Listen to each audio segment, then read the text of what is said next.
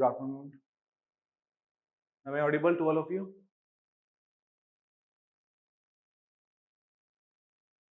Yes. Okay.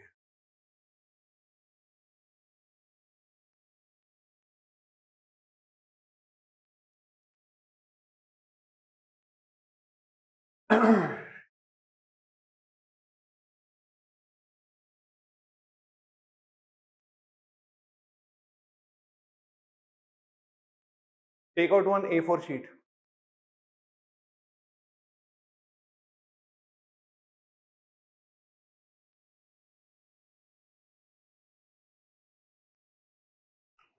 A4 sheet.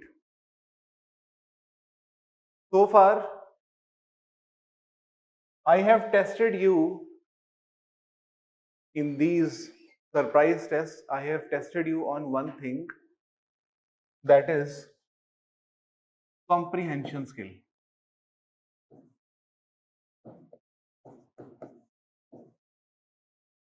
Okay. In the sense,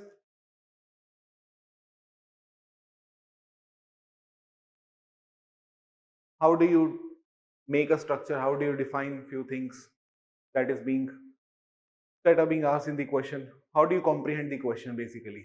Okay. Which is a very straightforward task. It is not so difficult task. You see the question, you start writing if you know. Okay. Now today I'm going to test you on next thing. Okay. And that is deciphering skills.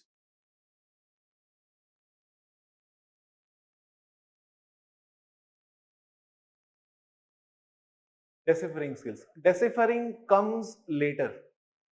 Comprehension is, remember, comprehension is all about observation.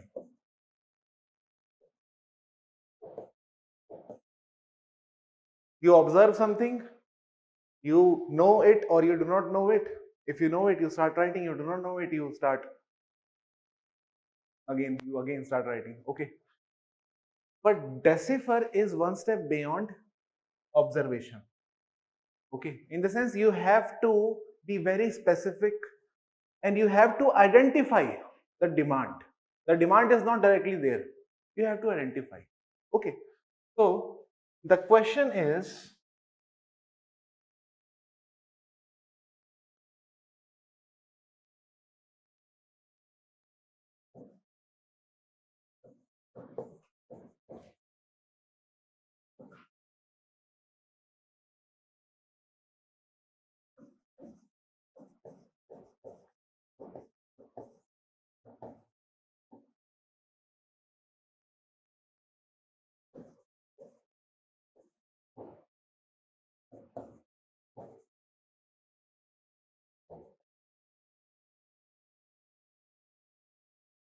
don't look at your notes, class notes or handouts. Okay. Quickly note down the question.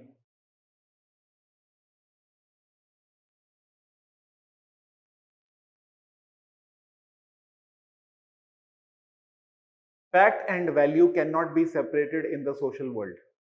Do you agree? Okay. It's about deciphering. Remember this.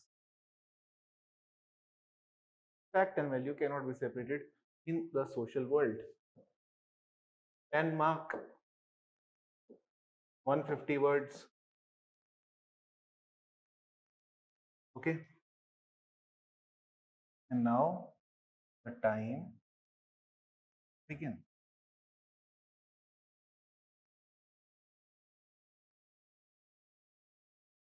Stop. I think I was late. Let us now try to see how do we approach this question.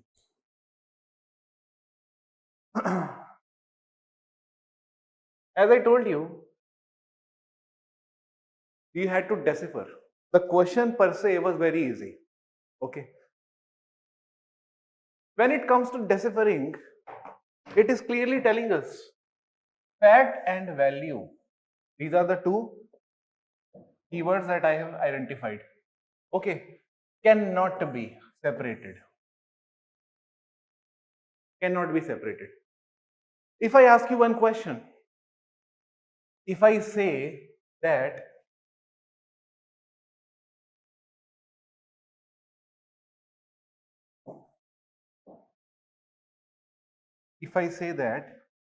in social world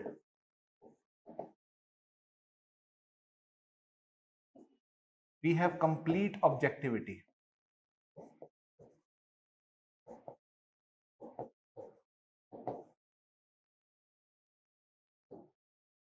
what does it mean?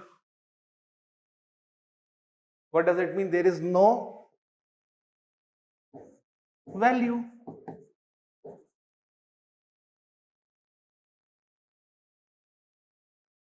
Simple. If I am saying in the social world we have complete objectivity, data can be collected and finally we can theorize a law and we can decipher the social world, the laws of social world. If I say something like this, that simply means that I do not recognize any value, any subjectivity in the social world. I'm going by complete facts. And who is that school which is going to say anything like this? Can somebody tell me? Which school of thought would say? Positivist, of course. So far I have deciphered one thing. I have not written answer yet. I am trying to decipher. I saw this question for the first time. Okay. So finally I figured out that positivism is one school of thought which says there is no value, there is only fact. Okay, no value, only fact. And if they are saying there is only fact, there is no value, what does it show? That they have separated fact from the value. Are you getting my point? It shows they have separated fact from the value because they do not recognize any value. They know the world is highly objective. Okay, so if there is no value, there is only fact. So fact and value can be separated easily. Okay, but the question is, it cannot be separated. Do you agree? So if positivists are telling us they can be separated, who will tell us they cannot be separated? The opposite of positivist. Agreed or not?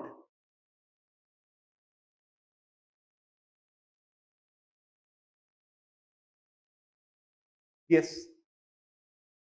And who is the opposite of positivist? Non-positivist. Non-positivist will say कि तुम झूठ बोल रहे हो, you are lying. Values exist. Values exist. Fact and value can be separated. Sorry, cannot be separated.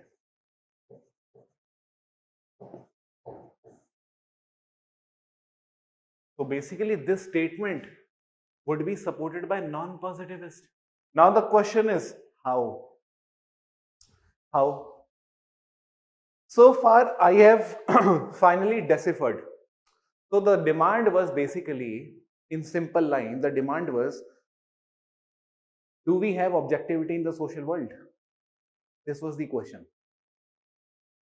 Do we have objectivity in the social world? Okay. And if I clearly interpret, the question says objectivity does not exist. Do you agree? This was the question. समझ गए? Question was given to you, but you made your own question for your convenience. Pawar आकाश, नहीं समझे आकाश? कोई दिक्कत नहीं. Let me repeat this thing. भाई, there is complete objectivity in the social world. This is apple. I am Newton. I can see apple. So many apples I can see. All these are apple. These are not oranges. Okay. What is apple to me? That is apple to you also. So many apples are there. Why apples have fallen from the tree? There must be some law. Why it fell downward only? Why it did not fall? Why it did not go upward? Okay. So finally, when I know objective reality that objects fall, so I finally, with my inductive reasoning, generalized. One apple fell, two apple fell, 3, 4, 5. All the objects are attracted towards one another.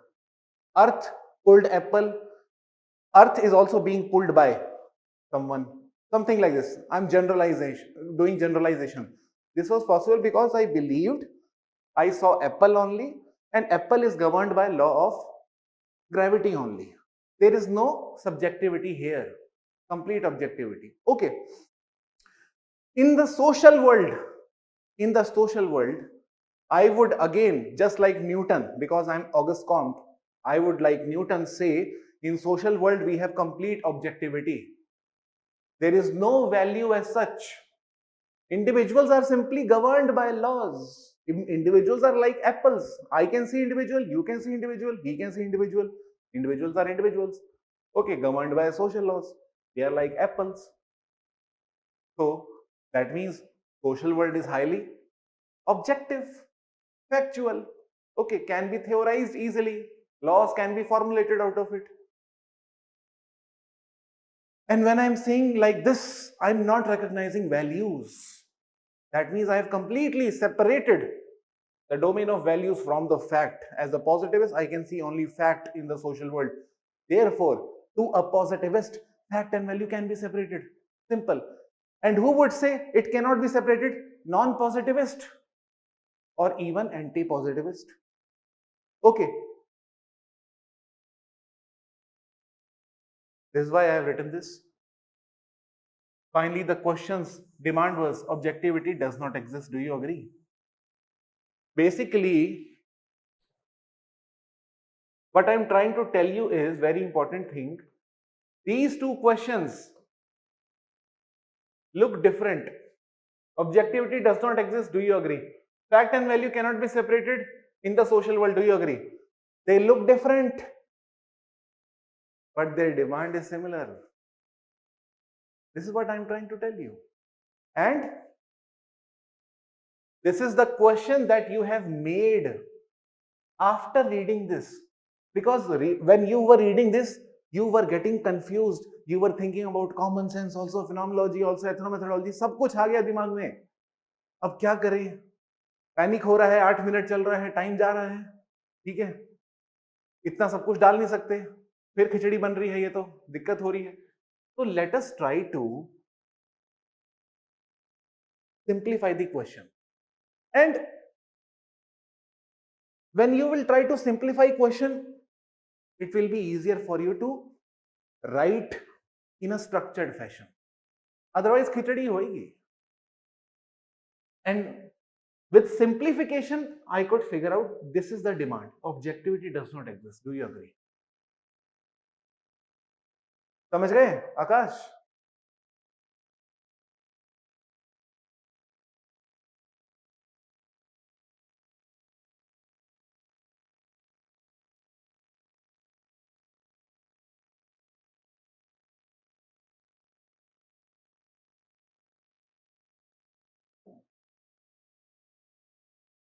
Okay. And how would I approach this question? First, I will define fact. Okay. Fact is any statement, figure, or data which is value free,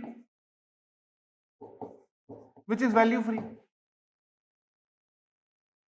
This is my own definition.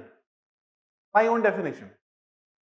I did not refer any Wikipedia or any Google, or this is common sense.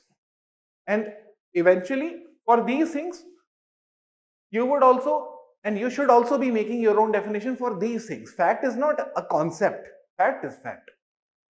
If it was a concept, then I would have talked about a scholar. According to August Count, fact is defined as no. ऐसा करने की जरूरत ही नहीं है. 10 mark का question है, simple एकदम रखो. Fact is defined as this: value is any statement, figure, or data. Okay, data can also be non-numerical, by the way. The data does not mean it has to be factual only. Non-numerical data. Okay, non-numerical data, male, female, it is also data. Okay, value is something which is opinionated and biased. Simple. Okay. Now, that value cannot be separated in the social world. What is the next step that you are going to do? You have defined. The next step would be, you would say, to early sociologists,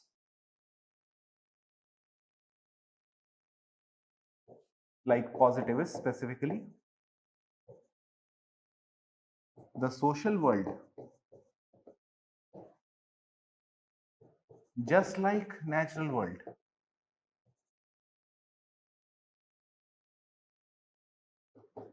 is governed by laws and is highly objective.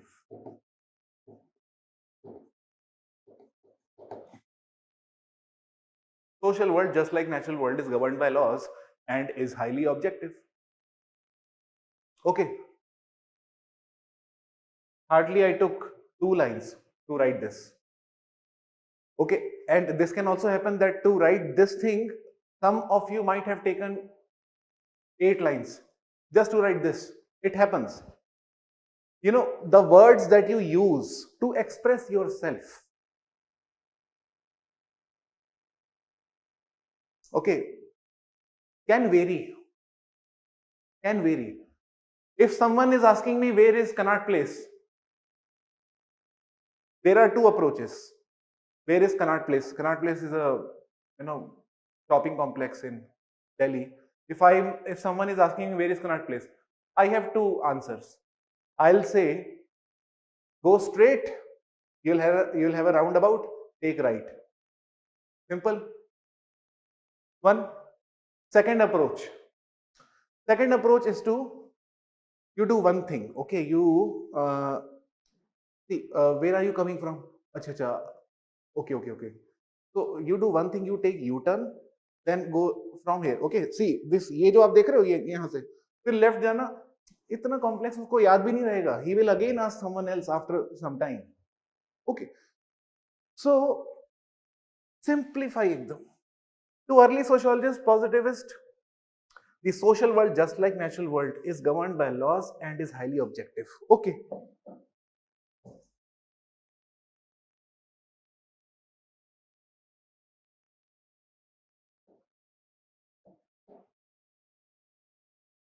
Law of 3 stages.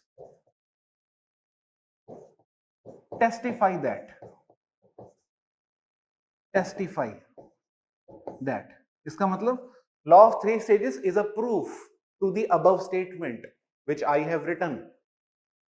Okay, so when you write something, you also exemplify to justify the above statement.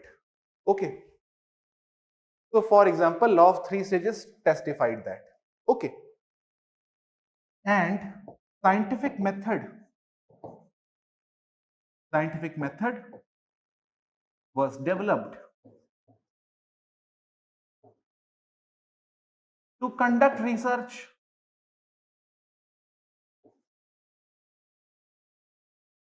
on objective lines in the social world also. Okay. They use scientific method. We also use scientific method. They think natural world is highly objective, can be theorized. We also think as a positivist, social world is highly objective, can be theorized. How do we develop theories? Next step, only through scientific method. याद है ना? We develop theories only through scientific method. And when you talk about these steps of scientific method, in the natural world, in all the steps, there would be complete facts which would be driving your research. But when you talk about steps in the scientific method, when applied in the social world, all these steps would have values. The very first step of choosing the research topic is influenced by your values. Agreed?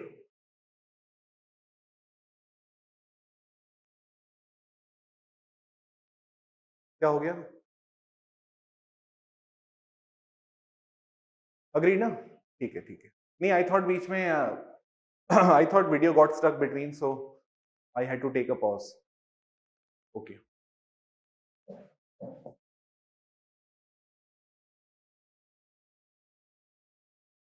Okay. Scientific method. If you talk about, you do not need to talk about all the 7 steps or 6 steps. There is no number like this. You just talk about 3-4 important steps. In all these steps, you try to show how values influence the data, so-called fact. Okay.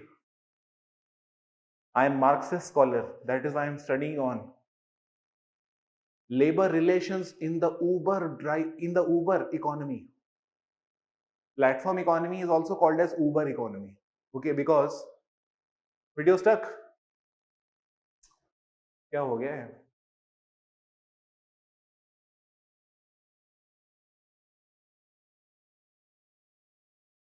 It's fine, sir. Okay.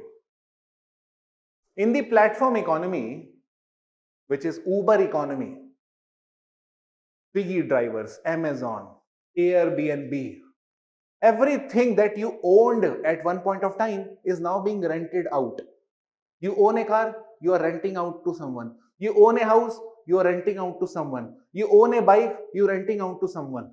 This is new form of economy. Okay, new form of economy that is developing.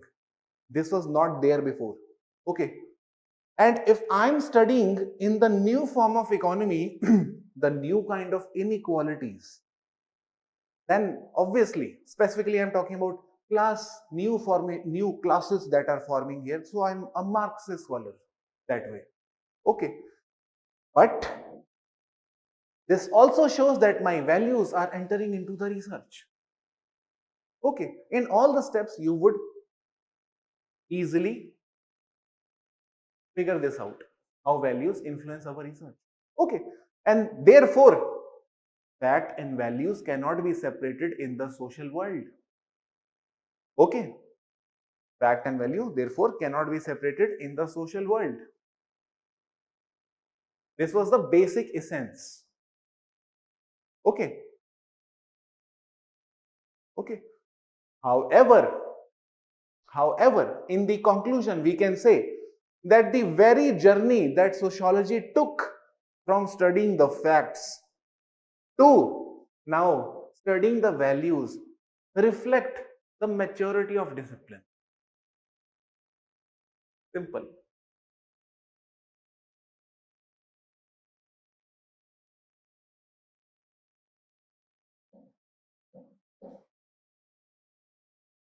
So, this is how you should be prepared for the test also.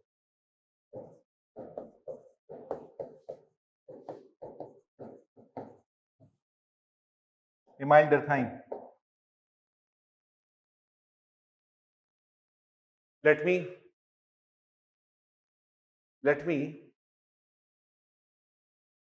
discuss whatever we have done yesterday. Okay, whatever we have done yesterday.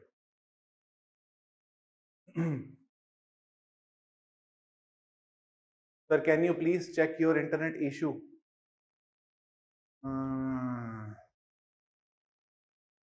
Just a second. No, see, we have checked it. It's fine from our end. And by the way, next week onwards, we are opening the institution for offline students as well. Okay. So next week onwards, you guys can come over and take the handouts also. But remember one thing. Remember one thing, that the handouts that are given to you have your own have your name watermarked on it. Okay. So it is very obvious that if we give handouts to you, that thing will be absent. Okay. And that would be a violation of our own code. Okay. So what at max we can do is that you can come here, okay, with the soft copy of your PDF. Okay, we will get it printed for you. This is what we will be doing. You would be mailing to us. Everything will be told to you by the technical team. They would be, you would be mailing them your PDFs. They would get it printed for you. You would come here, collect it, and go. Simple. Okay, because we have to maintain that watermark thing also. Reminder thing.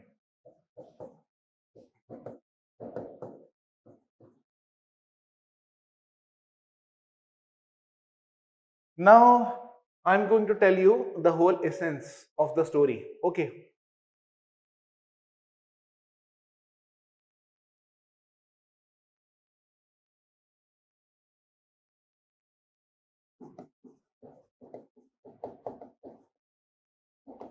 This was traditional society.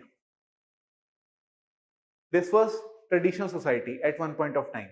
Okay. And this traditional society had some features. What were these? Religion was there. Religion governed the whole order, if you remember. Obviously, monarchy. Monarchy was institutionalized by religion only. Patriarchy was institutionalized by religion only. So religion was the source of value. Okay, source of value. Religion, monarchy, patriarchy. Then we also had a state system. And then we also had agrarian society or agrarian economy.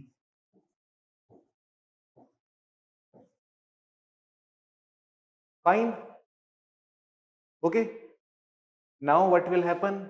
What happened after this? You reacted this model with three forces. Three forces. The first force was enlightenment. Second force was French Revolution.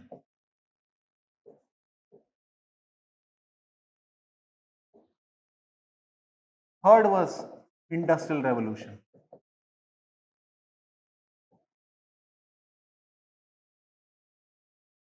Fine. Till here. Shubham. हाँ Shubham, you can attend offline class. बिल्कुल, you are most welcome. Okay. But ये सब चीजें मैं वो बताएंगे आपको कैसे करना है. मेरे को बस इतना ही पता है कि आप कर सकते हो. ठीक है. Religion, monarchy, patriarchy, state system, agrarian economy, we had these things went through these major forces: Enlightenment, French Revolution, Industrial Revolution. And now remember one more thing before I proceed further. Since everyone had agreed in those times, everyone had agreed to this norm. Everyone had no issue that God is there. Everyone had no issue with third estate.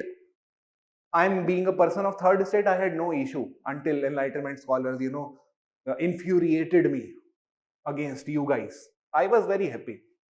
As a woman, I was very happy with patriarchy. So what? It is very normal thing. Patriarchy is normal. No issue anything. Okay.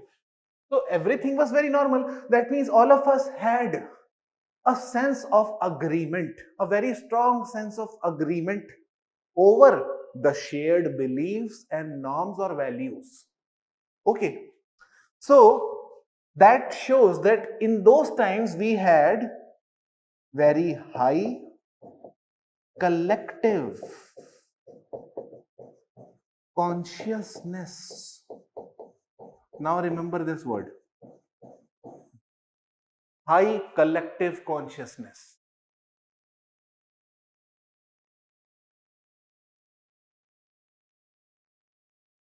Okay. How do you define collective consciousness? Simply, you will say, write down here, one line. Collective consciousness is defined as agreement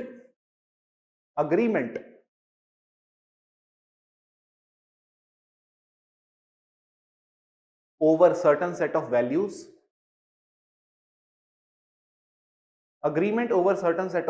and norms amongst the members of society. This is, I am telling you, very simplest definition, the simplest, so that you first understand. Then we will talk about scholarly ideas. First, we have to remember the things in a very simple fashion so that you are able to recall everything. Okay, this is collective consciousness. Now, enlightenment told us, you were idiots, religion, God does not exist. Monarchy obviously would, how king would exist when God does not exist? Array, patriarchy, how would it exist when God does not exist? The state system gained its legitimacy from the divine sanction. Divine does not exist. So state system does not, is not important. Agrarian economy, array, you were farmer only because it was given to you as an order by the divine sanction that you would be born as farmer. Remember the condition of Dalits in society or the Shudras, although both of them are different. Okay, but still, for simplification, I'm trying to call them one and the same, only for simplification. Gandhi believed Varnashram Dharam is like law of heredity. Varnashram Dharam, this is Varnashram Dharam, this is our Dharam. As a Shudra, my Dharam is to obey the upper three Varnas. So I should not complain. This was your Gandhi. Okay, very hard to believe it. Okay, only after Ambedkar slapped him, then he got some conscious that, okay, what I'm saying. And then his belief on caste also changed over a period of time. But Gandhi was a very strict supporter of Varnashram Dharam. He believed this order that Brahmins will have monopoly of education, Kshatriyas will be warrior class. This is wholly divine sanctioned order. We should not tamper with it. ज्यादा छेड़खानी नहीं करनी इसके साथ, शांति से बैठे रहो सबके साथ. It's like law of heredity. Okay. So that means if you were Shudra, you were destined to be Shudra. This was your dharam. Why it is your dharam? Because of your past karam. This was the kind of philosophy. So that means if you were an agrarian farmer and not king, it is only because of your past karma. And now it is your dharma to be a farmer, obedient farmer. Only then you are eligible to become king in the future. Okay. Enlightenment rejected this thing. The whole cement got disrupted. French Revolution was direct attack on this system, Okay. Enlightenment was direct attack on this system, which means whole structure. Industrial Revolution was direct attack on this system. What does it mean? What is now going to happen? Everything has gotten disturbed. So therefore, the so-called social order in the wake of these forces got disrupted, and now we have social disorder only. Okay, we do not know what is now going to happen. Complete chaos. Complete chaos. And what did Durkheim call this chaos as? Anomie. Agreed? Okay, now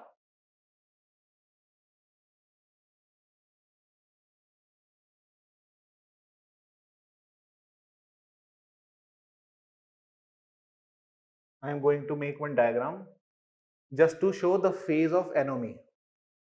The order is not yet restored. I want to show the phase of anomie. How the phase of anomie looks like.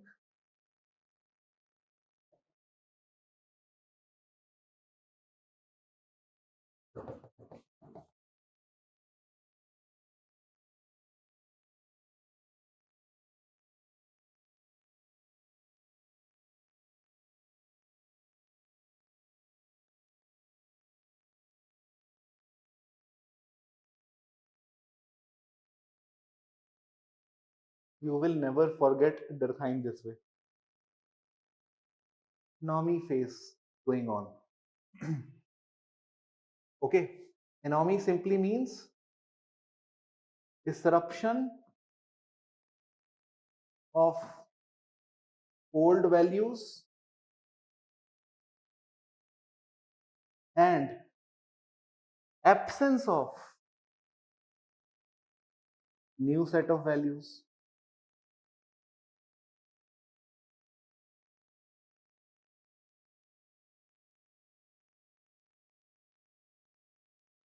दिक्कत आ रही है?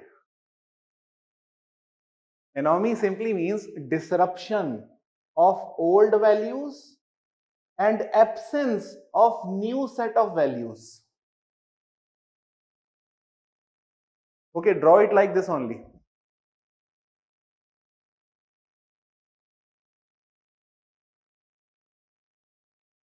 Now, one by one, step by step, I want to make you master of Durkheim. Okay.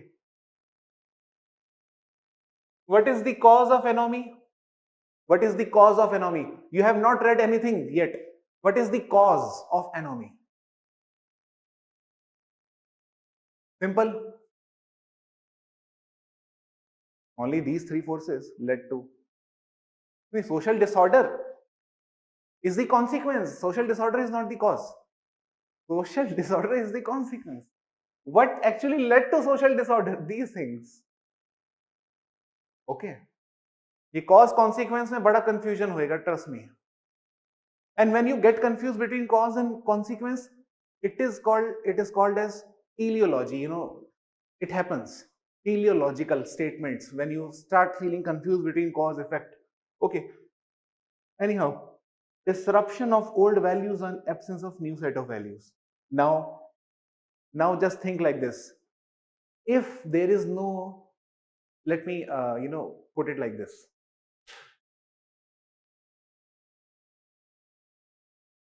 If you look at our India's population, okay, and the population of the police force,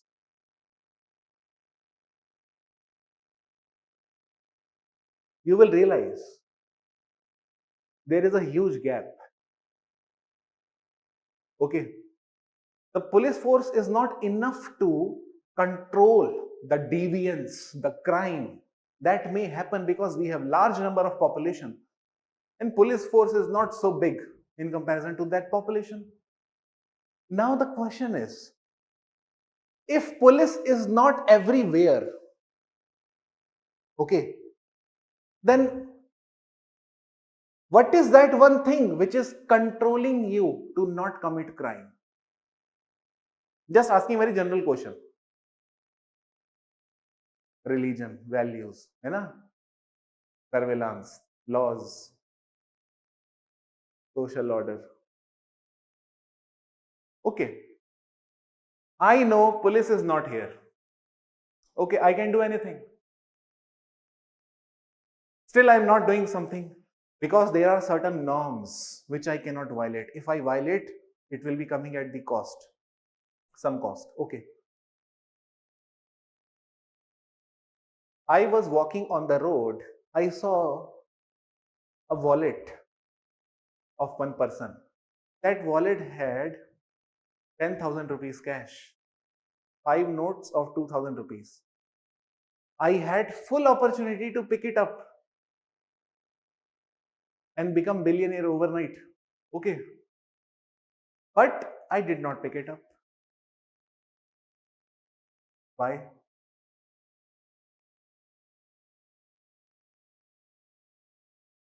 Because somehow I'm very ethical. Ethical. I have norms. I have values. I am not like this. Okay. I am educated. Okay. Maybe I am religious also. There are so many set of values which are controlling you. ये उठाना नहीं, उठाओगे तो दे के आओ, घर नहीं लेके जाना है. ठीक है. Okay. But the problem is, in those times in France, when these three big forces disrupted the order,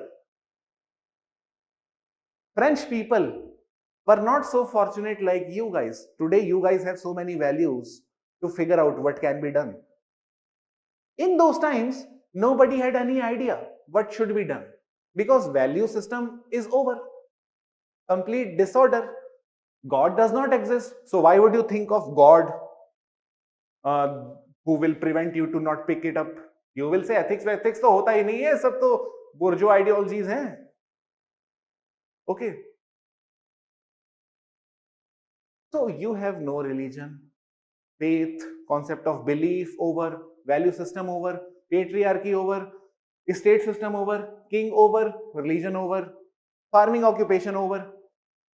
जो करना है करो, free. Because the idea, the only idea that was driving the evolution of France was individualism.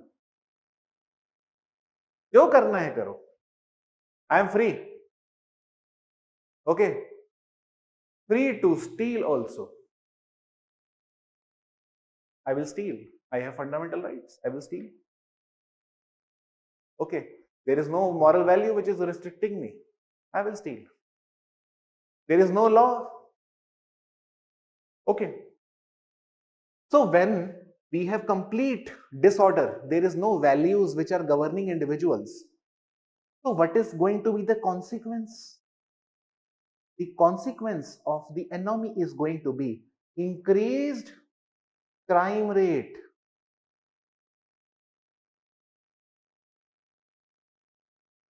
Crime rate will increase. Okay. Second, what will happen? Rape. How rape? I have read Mary Wollstonecraft. Okay. I have property rights also now. After French Revolution, women were given property rights. I as a woman is asking my man to give me property. And what is he doing to me? The more you get free, just because you believe patriarchy does not exist, so these are the consequences they had to face. When women gained freedom, this is the consequence they had to face. They were not obeying the patriarch in the household. Okay. So increased crime rate, rape happened. What? Alcoholism. Alcoholism बढ़ गया. जब कुछ करने को ही नहीं है. We have no idea, we have no faith, religion. पियो बैठ के. Alcoholism. Homelessness.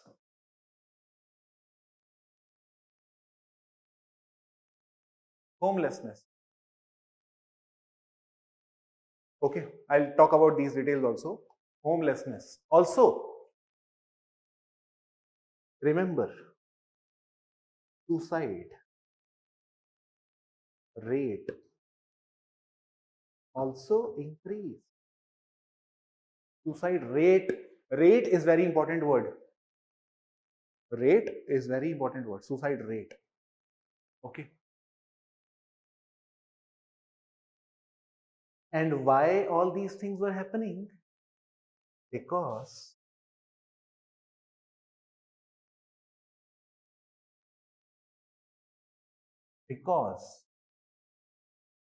of individualism, rise of individualism.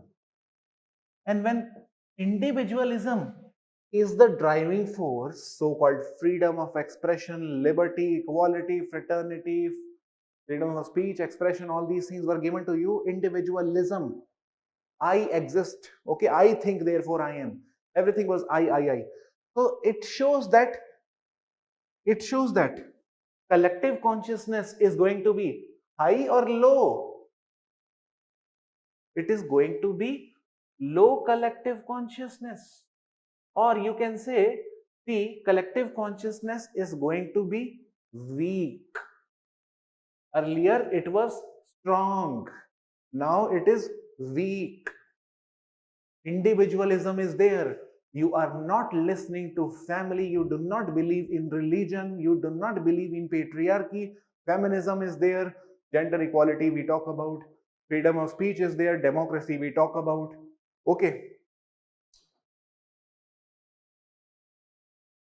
right?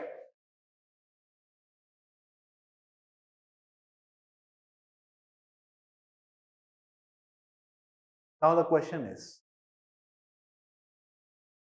what was the ambition of these three forces? To replace these values by certain set of values. And what were those values which were going to replace these institutions? One by one, I'm writing all those set in the air. Only in the air, okay? Not here, in the air. Instead of religion, what was going to come or what was planned? It was reason or science. This was the planned order.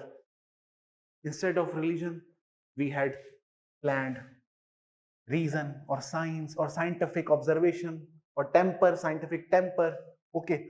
Instead of monarchy, what had we planned? We had planned for democracy.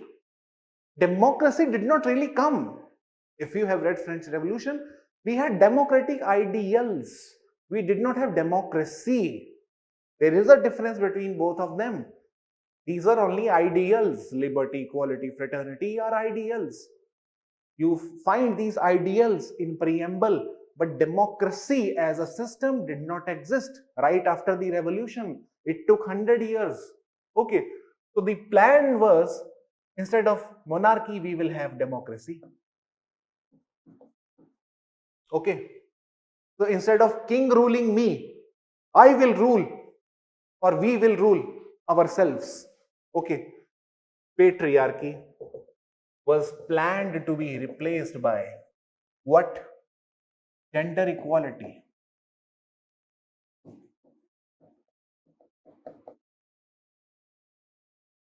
A state system was planned to be replaced by republic.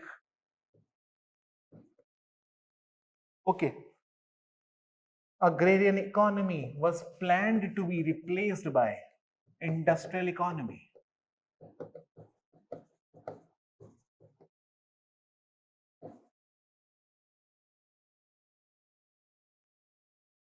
Everything fine till here?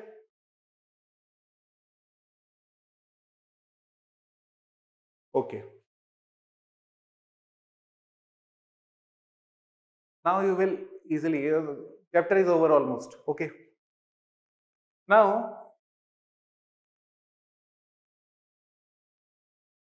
one by one.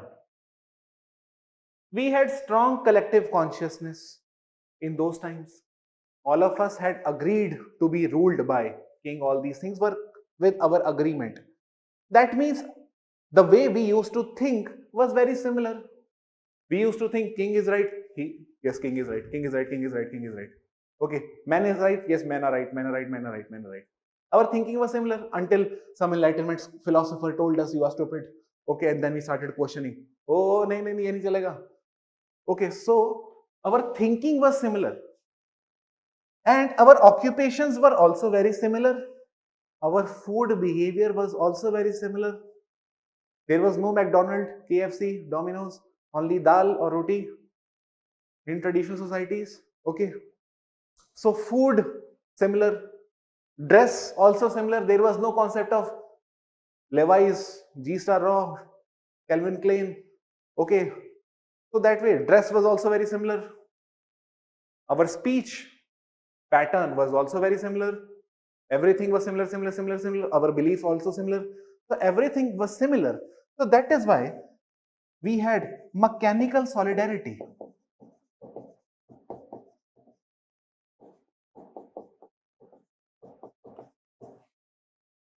Mechanical solidarity. Right after the strong collective consciousness, you can write mechanical solidarity. Okay, mechanical solidarity. Now I am going to ask you one question.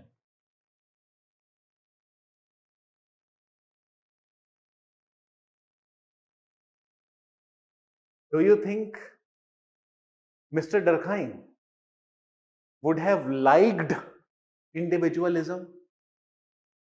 अभी मैं जानबूझ के ऐसे पूछ रहा हूं. Do you think Mr. Durkheim liked individualism? हाँ, देखा? The way you ask questions also influence your answer. नहीं, he liked it. He liked it. Okay, I'll tell you how. See, now remember this thing, but I'm going to tell you. आराम से अभी सुनो 2 minute के लिए. Durkheim was a conservative scholar. This is what we know so far. That means he did not like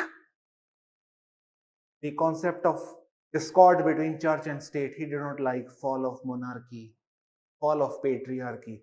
He was conservative that way, but he was liberal also, politically liberal, socially conservative.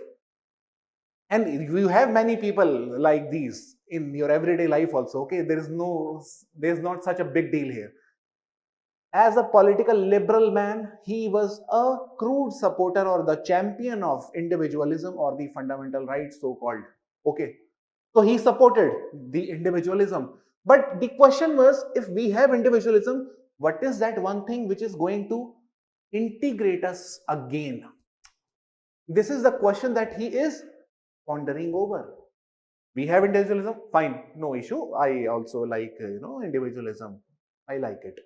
Okay. The problem is that order, this individualism is coming at the cost of social order that we once had. This order, social order, has fallen, broken. The question is, how do we maintain order? At the same time, how do we also maintain individualism? This is the question that he is thinking over. Got it? Okay. He wants individualism, he's fine with it. But individualism has come at the cost of social order. So the larger question now is, which is influencing him to write the book, is what is that one thing which is going to integrate all of us again despite individualism? Okay, so write down one line. Durkheim was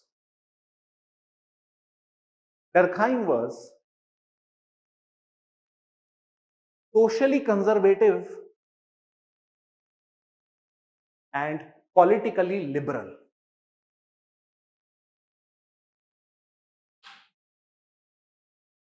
Durkheim was socially conservative and politically liberal.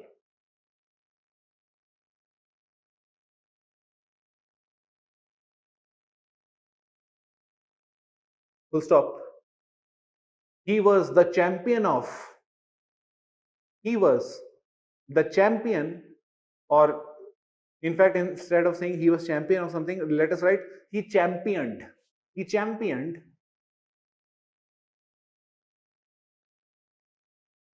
or celebrated the rise of individualism.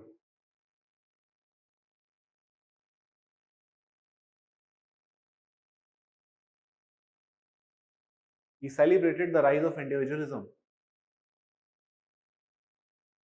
But he was equally concerned with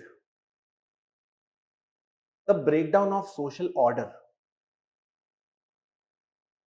But he was equally concerned with the breakdown of social order.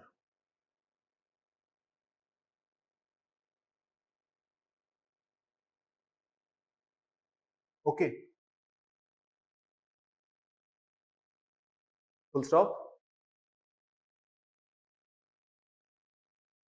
His primary objective was to reconcile मतलब दोनों को मिलाना. Okay, his primary objective was to reconcile, एक ही word है, space नहीं है, to reconcile individualism. His primary objective was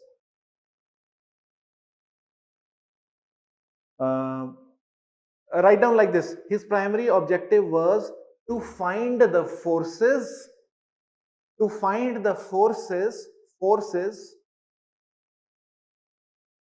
which are going to reconcile.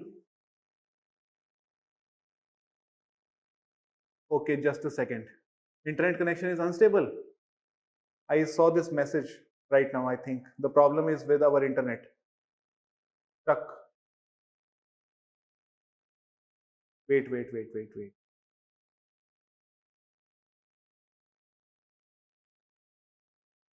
Okay, wait. Give me 1 minute. Now it's fine. Fine. Okay. See, this is the problem with online education. I am so strictly against online education. Okay. Very much against online education I am. Okay. So much so that I did not even attend my own JNU classes online. Okay. अपनी खुद की class में online attend नहीं करता हूँ, JNU professor जब करते हैं. I cannot focus. Anyhow, his primary objective was to find the forces which are going to reconcile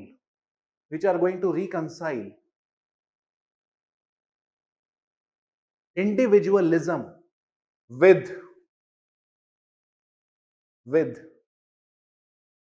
social cohesion.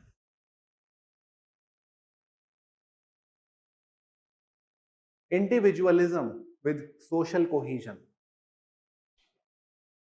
Got it? Okay. This is the whole story. Now you will not be confused anymore. Okay. Now the question is, the collective consciousness has got weakened because of individualism. What is that one force which is going to integrate all of us? And Durkheim believed that cohesion would now be infused or would naturally be produced out of this chaos. And the name of this cohesive force was division of labor.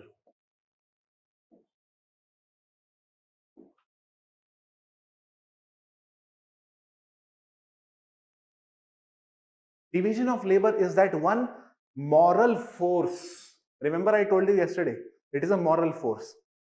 Being moral force, although individualism is there, specialization is there, but all these people are going to be dependent on one another only because all of them are specialized in different fields. It automatically creates a source of cohesion amongst them. It binds them only because they are different. All of them would need one another. IAS officer would need cooperation of IPS. IPS would also need cooperation of IAS.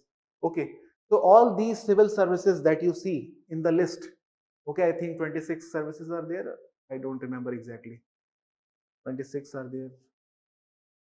So all these forces, some are all India services, some are central services, however different they may be from one another, but all of them want each other.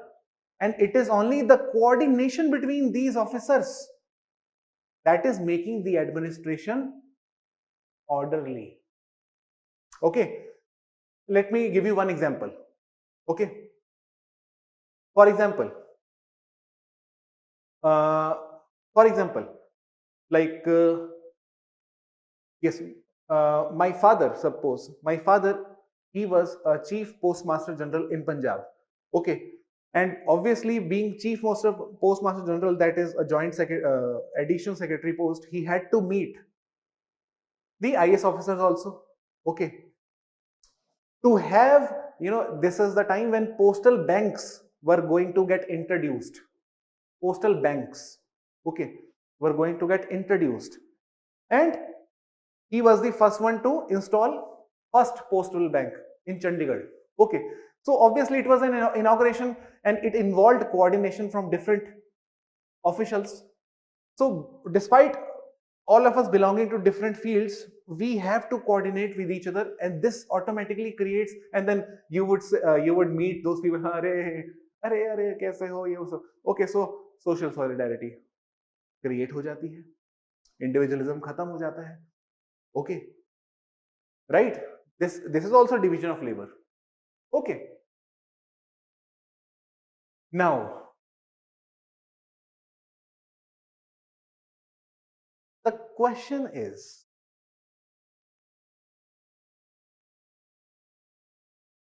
and Durkheim believed that division of labor is one moral force which is again going to create solidarity. This solidarity is obviously not going to be the mechanical one, because today we have individualism, that means specialization, different specialized people meeting and coordinating with one another, creating harmony between them, social cohesion, and therefore solidarity would be organically coming, and therefore he called it organic solidarity. And he believed division of labor is going to create organic solidarity.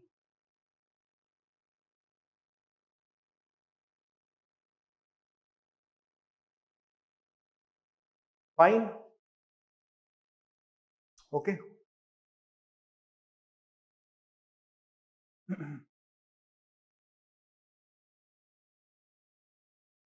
The problem is something that I want to ask you guys. Do you really think division of labor only can create solidarity? Only division of labor can create solidarity? No, only division of labor will not be sufficient. There has to be some other glue. Like, for example, I'll tell you one simple, very basic example. Suppose, there is some water leakage in the kitchen. Okay. Some water leakage is there in the kitchen. What will you do? You will apply that gel or that paste, okay, whatever that gel or paste may be. But you know that this alone is not going to be sufficient. You will also have to find some permanent solution. Okay. Right? Some permanent solution has to be there, or some other solution has to be there in case it does not work the way you thought it would. So you should have some other solutions also. Okay. So division of labor is something which was naturally created. Durkheim never, remember this, Durkheim never said division of labor kar lo, अरे वो तो होना ही था. Now I'm going to tell you something about division of labor itself. Okay, how division of labor actually happened naturally, organically. And remember this word, organic. When I'm saying organic, it means it is naturally happening without intervention. Naturally happening. And it also shows us that Durkheim is highly influenced by which school of thought? Evolutionism. Evolutionism, organic analogy. Human body repairs itself naturally. It has white blood cells to repair the wound. Similarly, society is also like a human body. Society also has white blood cells. It will naturally repair its wound. What is the name of wound? Social disorder. What created this wound? The three forces: Enlightenment, French Revolution, Industrial Revolution. Got the point? Now,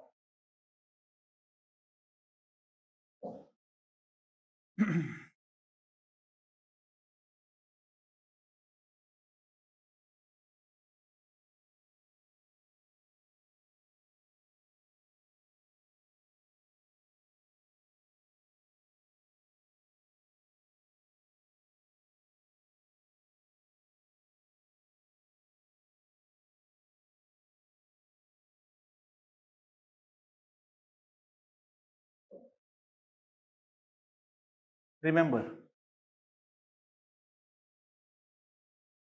here two features of Durkheim's sociology are coming out very prominently. The two features of Durkheim's sociology. Okay, there are some more features also which I'll talk about later on in other topics. Till now, we have understood two features of Durkheim's sociology. Okay, one is evolutionism. Okay, second is organicism. Both of them are, however, similar only. Okay, there is not much of difference. Both of them are similar only. Evolutionism, organicism, evolving like human body. So that way, organicism like a human body. Okay, evolutionism. If you remember, evolutionism is something that was talked about by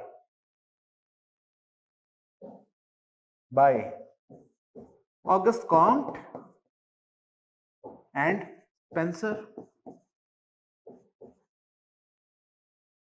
and Durkheim is also influenced by these people, Spencer and Comte. Okay, very much influenced by the writing of these two people. And therefore, Durkheim is also talking about evolution of society. And we just 3 minutes back or 10 minutes back discussed what exactly? We discussed nothing but evolution from mechanical solidarity to organic solidarity.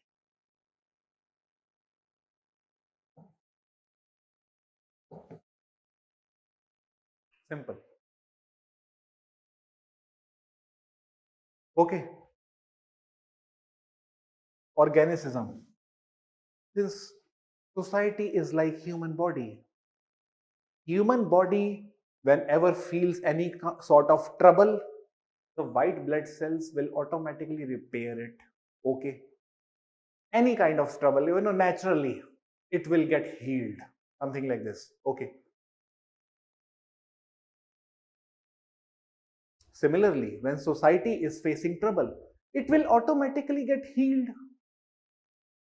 And the problems in the human body are called as, in the language of organicism, they are called as what? Can somebody tell me if anyone has remembered those things? Very basic term.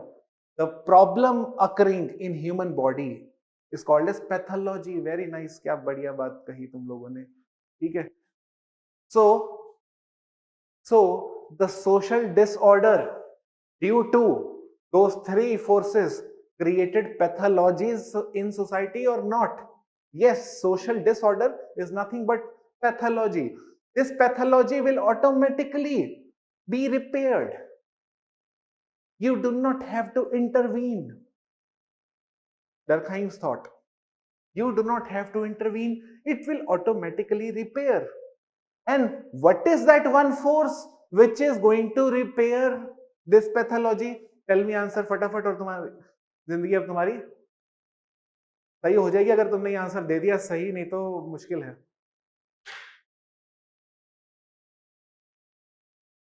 Division of labor, very nice.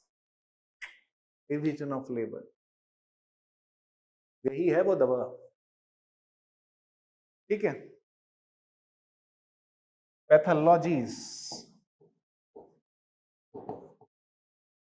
will be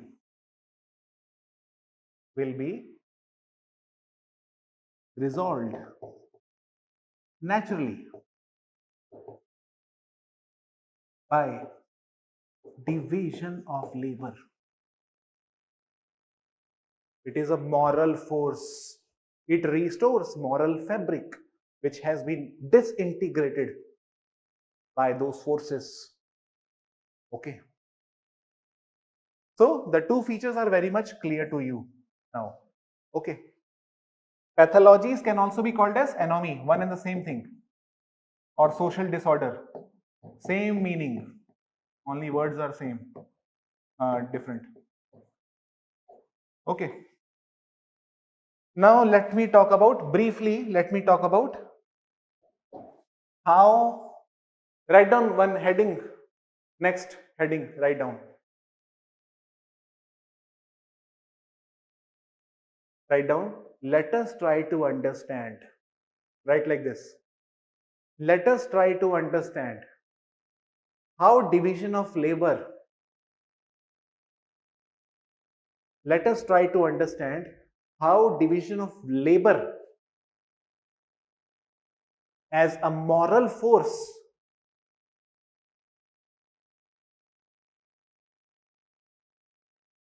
came into existence naturally.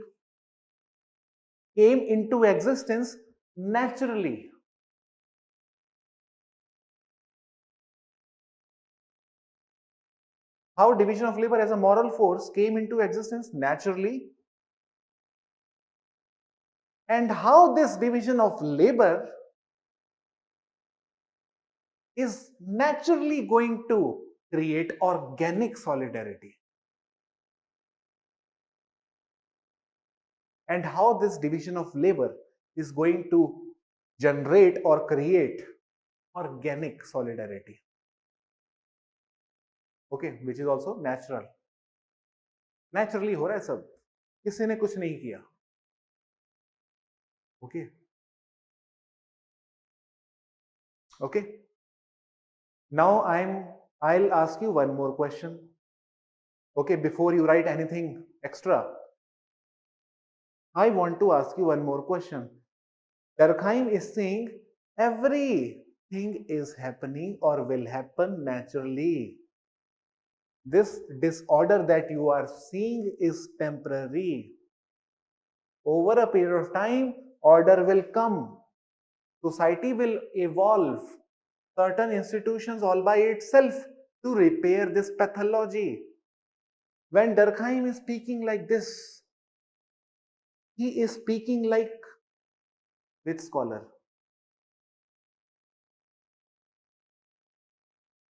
Auguste Comte. Very nice. Positivist. Very nice. So that also shows that the third feature of Durkheim's sociology is positivism. And he was influenced by Auguste Comte only. For organicism, only Spencer. For evolutionism, both Auguste Comte and Spencer, because evolution includes both these ideas. Simple.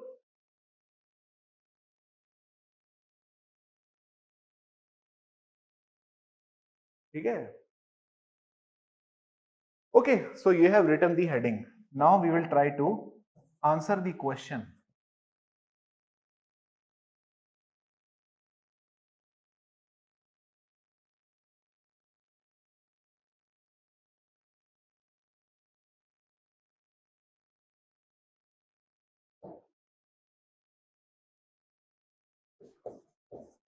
how division of labor is a natural occurrence.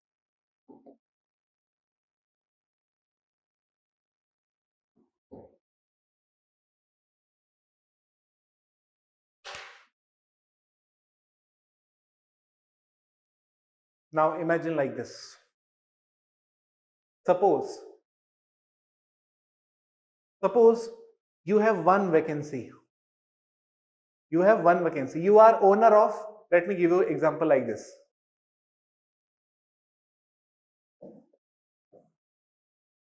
This is Xerox shop.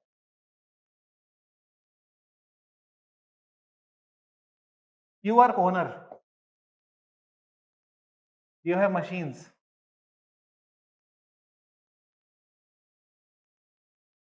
Okay. And some nonsense yellow books.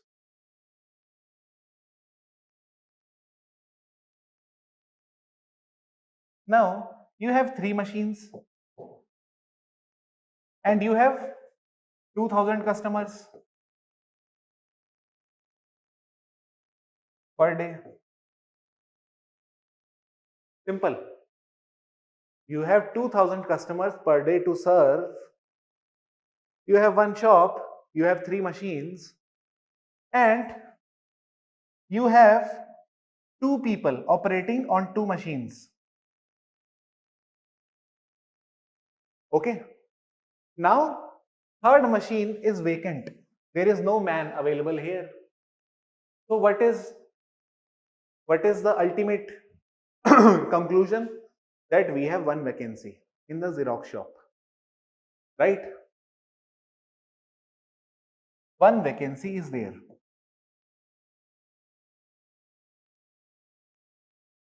Okay. What will happen? This owner of Xerox shop, he will release one advertisement. Okay. Advertisement either on the newspaper or on some portal, naukri.com, और पेड़ पे चिपका देगा एक कागज 2 रुपए का xerox निकाल के. ठीक है, ये बंदा चाहिए एक. अब क्या होएगा? One vacancy, but we have 5 applicants.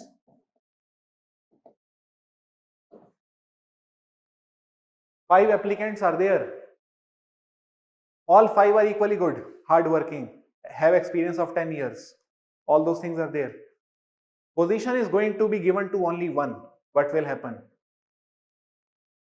Ultimately, you know what will happen? This task, which required only one post, now this task will get broken down so that each 5 of those people could operate in a specialized fashion on each thing. One task has been broken down. The task that was going to be done by one will now be done by 5 people. It also implies specialization automatically. In the sense, one person would be specialized in refilling the machine with pages. This is specialization, okay. It also requires specialization. One person would be specialized in repairing the machine. Third person would be specialized in content, which content is required to be distributed to which student. Okay, so these 5 specialized positions will now get generated. 5 specialized positions will be generated. Okay, now one man is repairing the machine. Second, stocking the machine.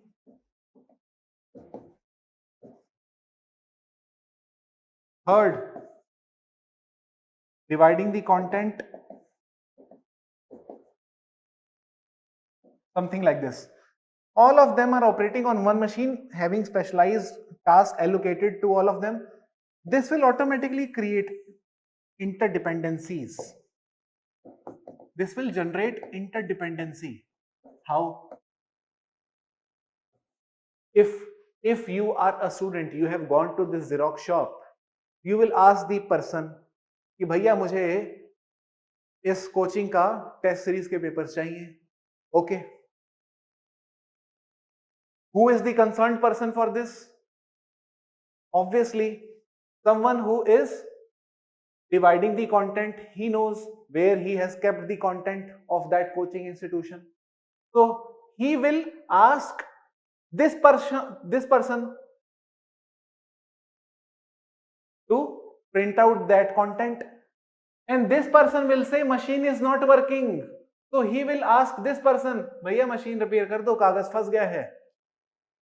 What will happen eventually? All these three will be interdependent upon each other, and only then the printouts will be produced and student will be happy.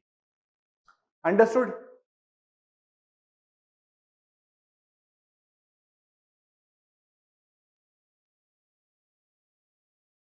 Net का issue है, हाँ थोड़ा सा, क्या कर सकते हैं, देखते हैं. अब इनको बोलूंगा मैं नेट का कुछ परमानेंट इलाज करें. At max we can change the internet connection again. Okay, Harshvardhan, हाँ समझ गए यहां तक. चलो ठीक है, बढ़िया है. Now let us try to understand what happened in the France.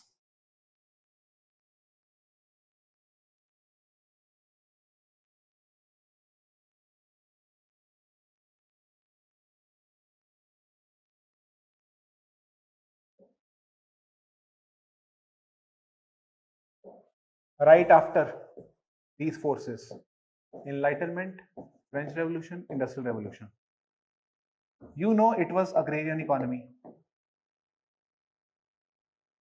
Okay, industries cropped up. Okay, these people, agrarian population, what they do? They simply migrated to urban centers. Migration. Okay, migrated to urban centers to seek job opportunities. Okay, to seek job opportunities. What happened in the urban center finally? In urban centers, population size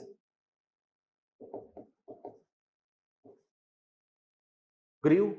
Okay, population size increased. Okay, the population density also increased. Population density increased.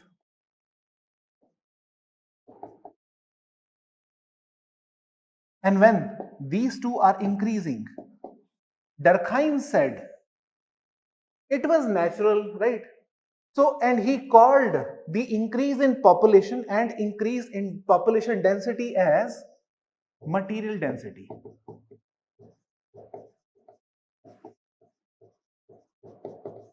Okay, urbanization happened, industrialization happened, agrarian people migrated to urban centers. Simple. So many people migrated to urban centers, it automatically resulted in the increase in the population. Population size increased, population density increased. These two increased entities are called as material density. Okay, material density. Now, we have thousands of population. In France, I'm talking about, in those times, thousands of population, and the occupation, the jobs are limited. Limited opportunities are there. What will happen? Of course, if we have high material density, and if we have high material density and low opportunities, what will happen? It will create Competition between these people or cooperation between these people?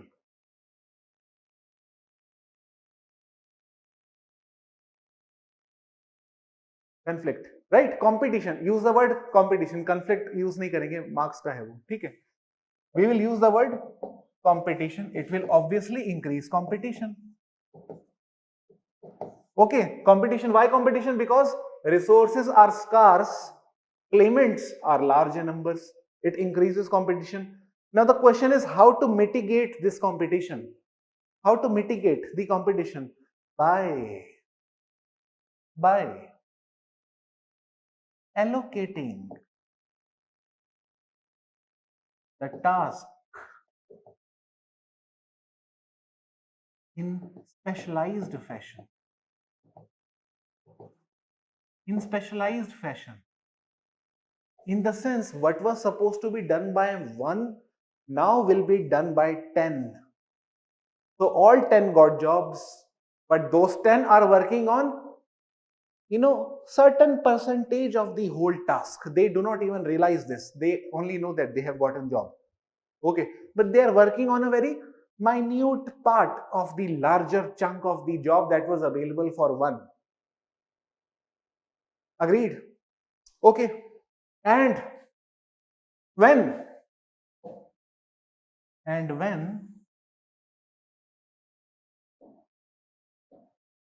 people are now allocated tasks in a specialized fashion, obviously all of them will be interdependent upon each other. This distribution has naturally created interdependency because it is one job, one work that was supposed to be done by one man, but now one work is now being done by 10 men. Obviously, for work to get completed, 10 men have to cooperate and integrate, otherwise work would not be done. So it is natural. Did anyone intervene here? No, it was natural process. Population size grew, limited opportunities were there. To adjust everything, opportunities got broken down. People were allocated broken positions or minute roles. Okay, and this is how Durkheim believed a new density generates, which he calls as moral density or dynamic density. Both are one and the same. Both are same. This generates moral density or dynamic density. Agreed? Now, what is moral or dynamic density? It is nothing, simply result of the mitigation of the competition that was generated due to limited opportunities and higher number of population. And this is how the society naturally fixed. It was basically white blood cell of the society. It was white blood cell. One task, 10 people, so task got broken down into 10 so as to accommodate all the 10. Natural. Specialization was natural process. Nobody really introduced the specialization. This is what Durkheim is telling us. Remember this thing. This is very important thing. Nobody introduced specialization. It was natural occurrence. Fine. Specialization is white blood cell. Yeah, I mean, yes. Just to make things easier for you, you can say white blood cell is not specialization per se, but once those specialized people are assembled, the kind of coordination which is generated from these specialist people is the white blood cell. The coordination, the organic solidarity is the white blood cell. Okay, specialization leads to organic solidarity. Okay, moral density, dynamic density. Okay, now one thing is very much clear from the whole thing that I just discussed, that it shows that division of labor, the question, was a natural occurrence.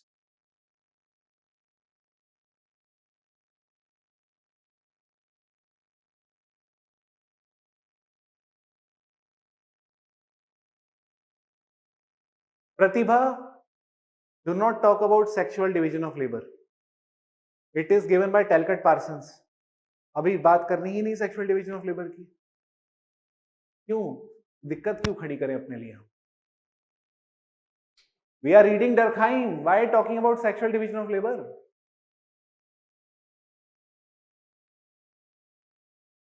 ठीक है, मत करो.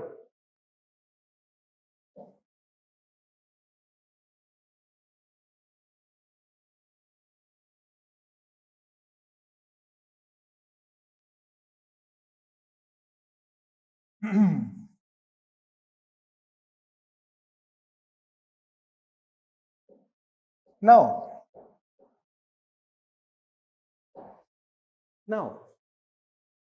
one thing is very much clear.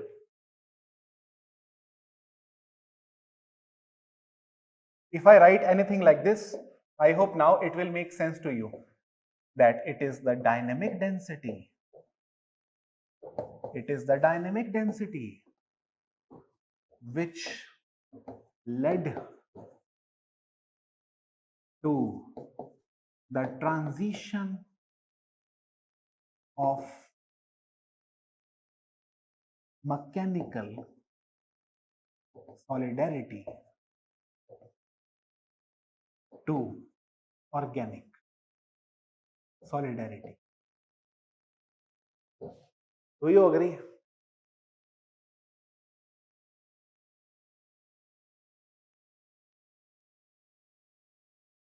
Transition from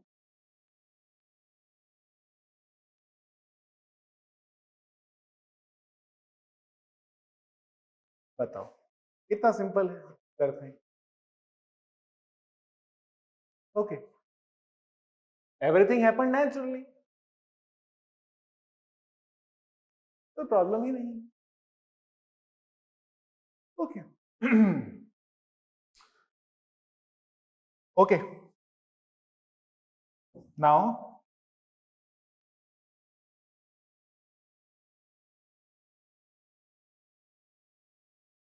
there is one problem. Now you know everything about Durkheim, division of labor theory. Okay, only one thing is left now, the last thing. Okay, just remember this thing. Division of labor will create organic solidarity. Division of labor will create organic solidarity only in the normal times. Remember this thing forever in your life. Division of labor will create organic solidarity only in the normal times. Now the question is, was the time normal in those times? In French society that was going through revolutionary phases, it was abnormal time. And this is why industrial strikes were happening. There was no norm or regulation. People were working for 24 hours. There was no food guarantee. There was no minimum wage guarantee. There was no maternity benefit concept. There was no Sunday, Saturday. There was no accommodation, no permanent security, no pension, no insurance, no perks, no allowances. Abnormal time चल रहा है, ठीक है. और डरखाई बोल रहा है natural हो रहा है, सब ठीक हो जाएगा, ठीक है.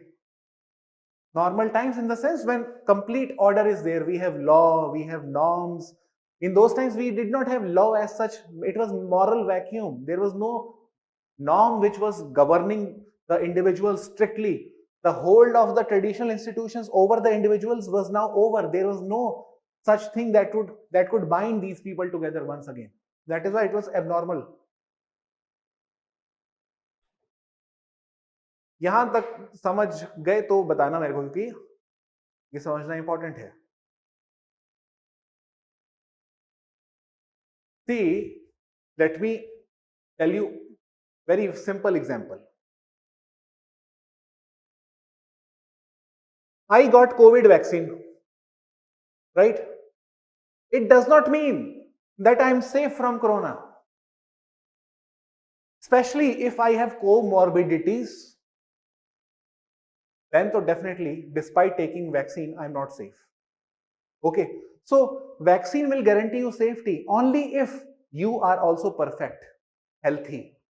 Otherwise, if you are not perfect, vaccine भी क्या कर लेगी? तुम्हारी अलग ही बीमारियां हैं, पहले से डायबिटीज है तुम्हें, वैक्सीन इसमें क्या कर लेगी? So, division of labor is a vaccine which can heal society, create organic solidarity. But for this to happen, society should also be healthy. If society is not healthy, it is abnormal, division of labor is not going to help. Got it? Okay. Now, what is the problem? During the anomic phase, French society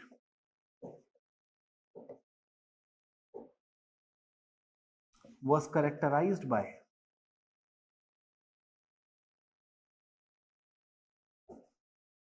abnormal division of labor. Remember this. ठीक है?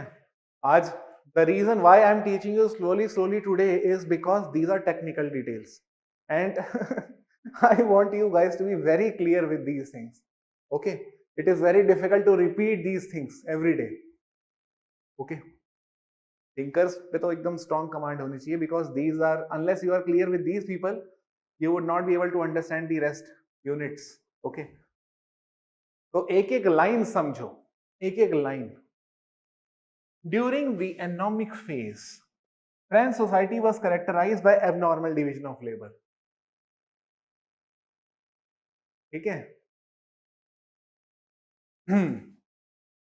Now let us discuss what are the types of abnormal. उसके भी types हैं.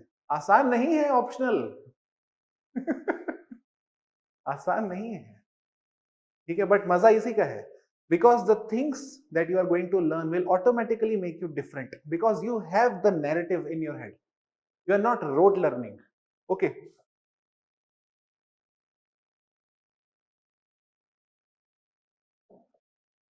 Abnormal division of labor is of three types. Three types. Two नहीं, इसको ध्यान रखना, to नहीं है, थ्री है, थ्री. ठीक है? First, anomic division of labour.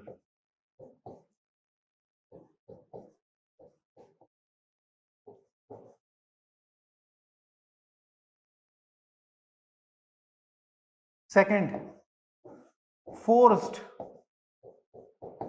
Division of labour.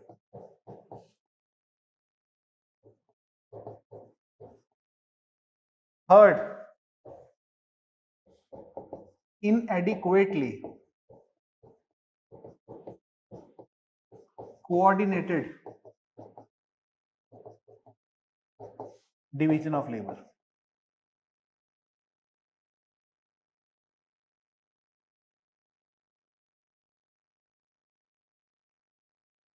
Okay. Anomic division of labor, forced division of labor, inadequately coordinated division of labor. Let us try to understand what is anomic division of labor.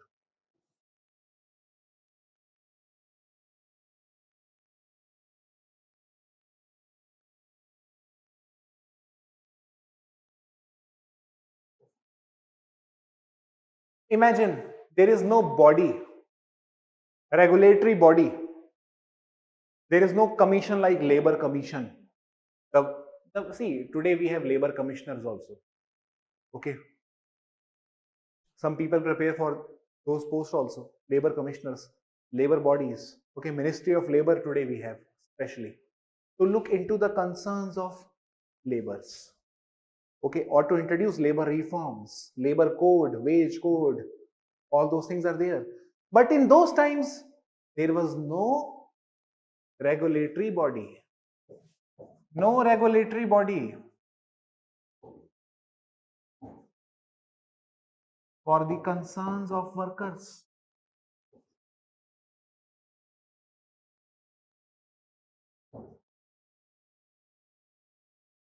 Okay. No concept of minimum wage, something that we take for granted today. No minimum wage. No regulation on working hours.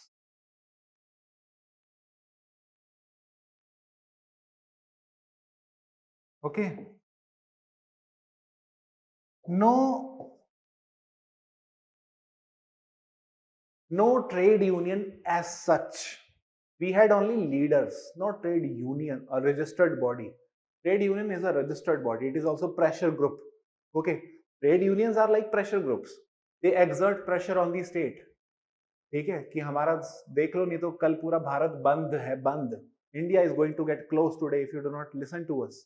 Okay, so there was no trade union as such. We had union leaders, but trade union as a registered body, no, we do not have. No trade union as such. Okay, no cell for conflict resolution between workers and management.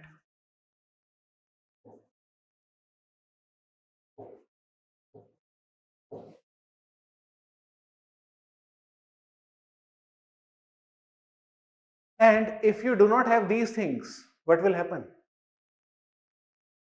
Chaos. Chaos only. Somehow I feel again the video is stuck. Yeah.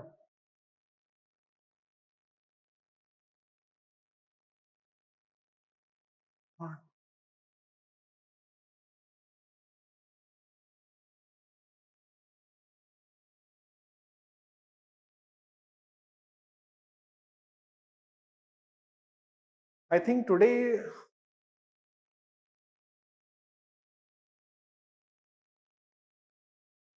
I don't know why so many technical issues are coming up today. क्या करें यार मतलब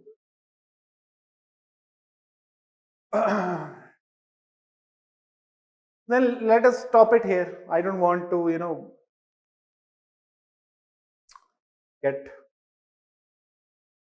disrupted every now and then because of this poor internet connection. So I'll ask these people to get it done. Okay. If you have any doubt till here, you can ask me. I'll repeat everything today or tomorrow.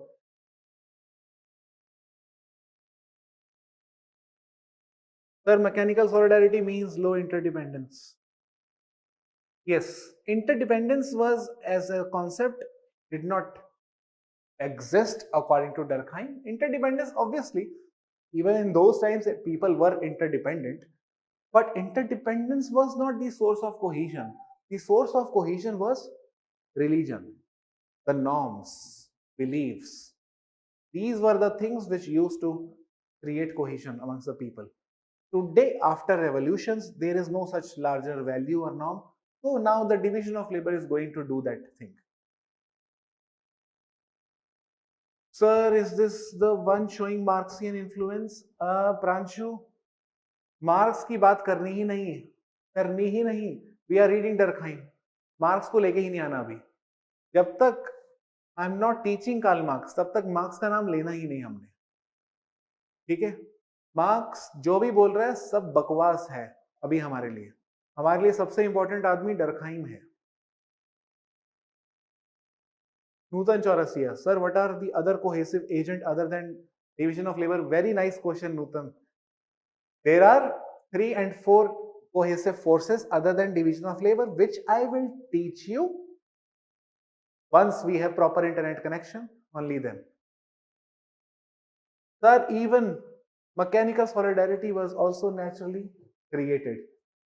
Social solidarity is, let us keep this session for doubt now only, okay? tomorrow only I'll complete this, and then tomorrow I'm going to finish. Remember this thing. हाँ गया pen.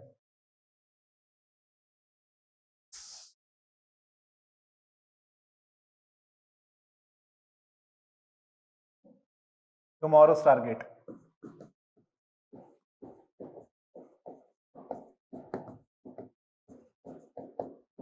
Division of labor and social fact. Okay. And day after tomorrow?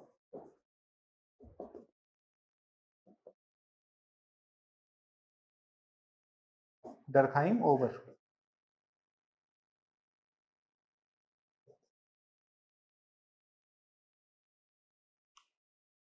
And then we'll begin with Karl Marx. Mayan Yadav, sir, can you again explain? कहाँ चले गया? Can you again explain? Mayan, can you again explain dynamic density? Dynamic density का मतलब क्या है? Population increased, which means material density.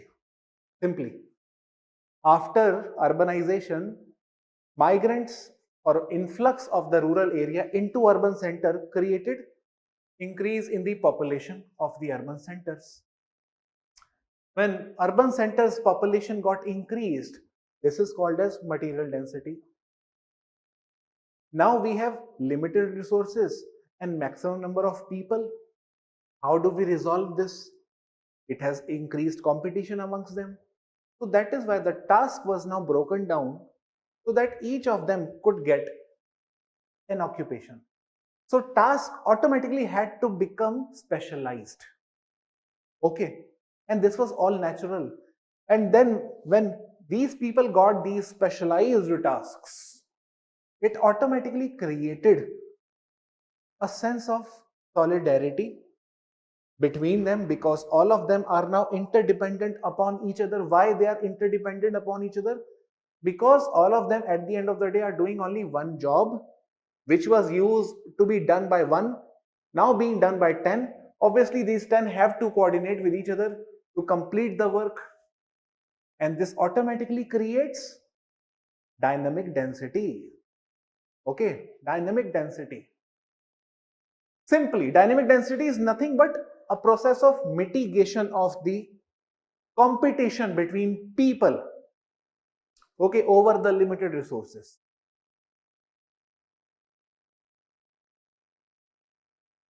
Pratibha, mechanical solidarity, why it is mechanical? Because we are thinking because we are thinking in a similar fashion. What happens in machines? From machines you produce similar goods. एक machine से you are producing similar goods, right? Similar design, similar dimensions, 3x4, 3x4, 3x4, similar shape of the computers. So this is why in those times, since we had similar thinking, similar belief, similar food, similar clothes, so we were mechanical, not conscious enough mechanical solidarity. Okay.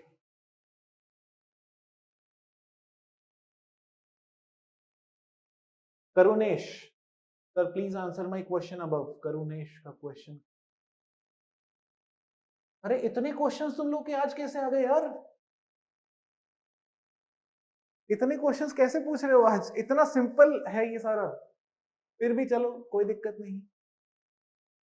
That during allocation of work as per specialization will later create conflict between them for excellence, then how it... Arey Karunesh, how will you say that this is going to create conflict? We are not interested in conflict. We are interested in Mr. Durkheim. We are not interested in Karl Marx. Okay, you have to become a scholar like Durkheim. Forget Karl Marx. भूल जाओ उसको, भूल जाओ.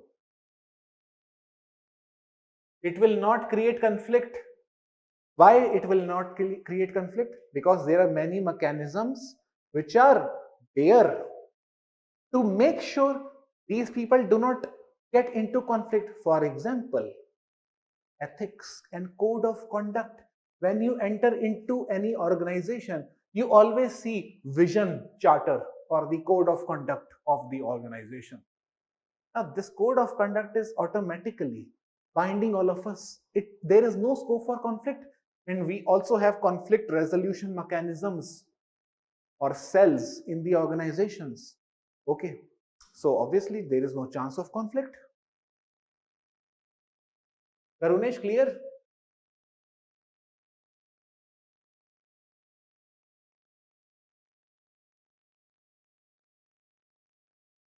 हाँ तभी I know, yes I know it is stuck. तभी तो मैं कह रहा हूँ कि आज अभी ऐसे ही कर लो, अब जो डाउट वाउट है तो पढ़ाई तो भी मुश्किल लग रही है. ओके, तो I will see you tomorrow now.